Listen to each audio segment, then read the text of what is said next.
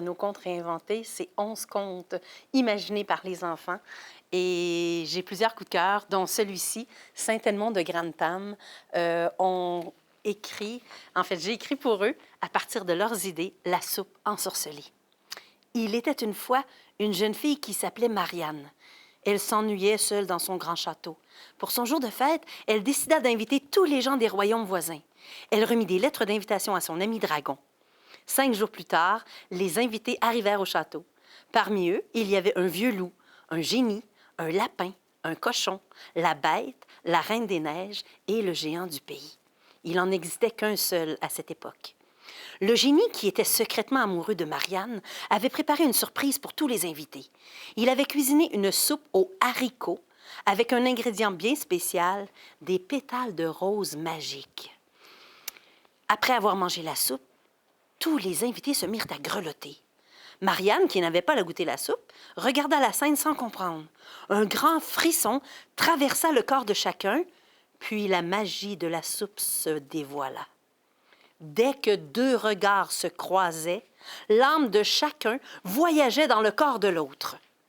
Ainsi, l'âme du loup était maintenant prisonnière dans le corps du cochon et vice-versa.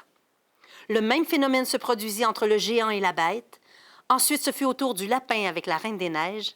Dragon, qui n'aimait pas la soupe aux haricots, réalisa que quelque chose ne tournait pas rond et soupçonna le génie. Voyant que Dragon pouvait nuire à son plan, le génie fit apparaître un arc et une flèche et lança celle-ci dans sa direction. Dragon évita la flèche et s'envola en direction d'une caverne de l'autre côté de la montagne. Une fois à l'intérieur, Dragon trouva le miroir du diable au milieu d'un grand trésor. Il le prit et lui dit « Miroir, miroir, dis-moi comment lever le mauvais sort. » Le visage d'un joker apparut et lui répondit « Tu trouveras la réponse dans une maison de briques. » Après une longue envolée, Dragon trouva la maison. Étrangement, dans cette maison, il n'y avait qu'un seul objet, un vieux rouet. Dès qu'il le toucha, une idée s'illumina dans sa tête. Il devait voler une émeraude aux riches, souffler du feu sur la pierre précieuse et l'enterrer au pied du château. Cela fit disparaître tous les enchantements.